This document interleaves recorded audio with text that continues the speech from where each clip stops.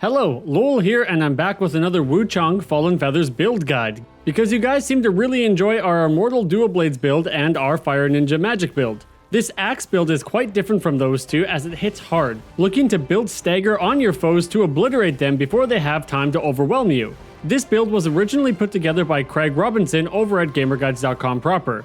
If you'd like to see more of this build in greater detail, including every node Craig took on the skill tree and later game weapons and benedictions, the link is in the description. But for a general overview of how to get started with this build, keep watching, I've got you covered. So this Burning Barbarian Axe build relies on timing the axe's charged heavy attack to build stagger on foes or outright stagger them if you hit them in the back. It adds fire effects with both Temperance and the Empyrean Axe's fixed skill Empyrean Crash. However, it's a build that requires patience and understanding of punish windows on Wuchang's bosses, making it one of the more rewarding builds in the game. Anyway, let's look at the key skills you'll need to make this build work in the early and mid game. You want to aim for the Earth Shatter discipline as early as possible along with its two variants. The Shockwave and resilience gained from this skill when used with Skyborn Might makes you a force to be reckoned with as you can't be interrupted easily. You'll naturally grab Shudder and Crush on your way there, making your charged heavy attacks instantly activate at the cost of Skyborn Might. From Earth Shatter, you're going to want to grab Axe and Hook and Chop and Weave, giving your heavy attack and some of your light attacks clash properties that deflect most damage. After that, make sure you're grabbing the Strong Axe nodes when you have the available red feathers and grab some applicable attribute nodes. Craig recommends prioritizing Endurance, then Vitality, and then Strength. Eventually, you're going to want to respec out of Earth Shatter and pick up Colossal Smash as it takes less Skyborn Might to activate. Other than a skill on the Empyrean Axe, it's the skill you use for most of the mid to late game. Finally, you'll want to keep the Mana Potency and Capacity nodes topped up in the Elusive tree depending on your progression, as well as grabbing the Temperance Charge upgrades. Again, if you want a more detailed path to follow, Craig wrote up exactly where you should spend your red Mercuries and when in the written guide, linked down in the description.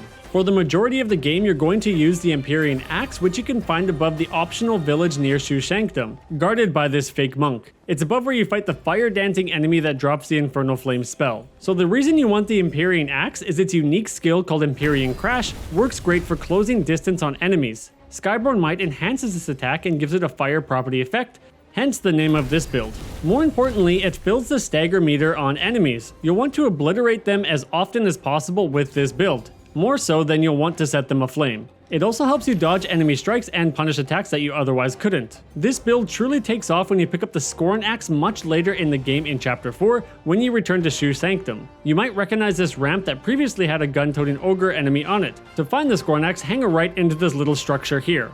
Equip the Scorn Axe with the Burning Might, Burning Ignition, and Combo Ignition Benedictions that all increase your burning buildup or attack power if an enemy nearby is burning. But I won't spoil too much late game stuff here. Again, check out Craig's written guide if you're curious where to find these later game benedictions. So, what benedictions do you want to equip on the Empyrean Axe? Since you'll be up close and personal with this build most of the time, the Skyborn Ward Benediction, which drops from the first Tang Palace made boss in Chapter 1 before you reach Light Zen Temple, helps mitigate damage when you use up Skyborn Might, whether with a charged heavy attack or an Empyrean Clash. Next, you'll want Skyborn Discipline, found in the Bamboo Courtyard in between Reverend Temple and Wuchang. From the former location's shortcut, take a left here, defeat this ogre guy, and grab the benediction. It increases the damage your Empyrean Clash will deal when you use Skyborn Might. Last, once you reach the Rebel Camp in Act 2, you can find Obliteration Might up this path from the Rebel Camp Shrine and atop a watchtower near one of the big tree bros. It increases your damage for a time after using Skyborn Might, stacking with Skyborn Discipline. There's a couple key pendants for this build. You'll want to grab the Twin Infant pendant found at the bottom of Mercury Workshop. It increases your stamina regeneration, which you'll need as axe weapons eat your stamina quickly. The Demon pendant increases fire attack power, though it decreases your physical attack power. This is great when you use the Flame Temperance,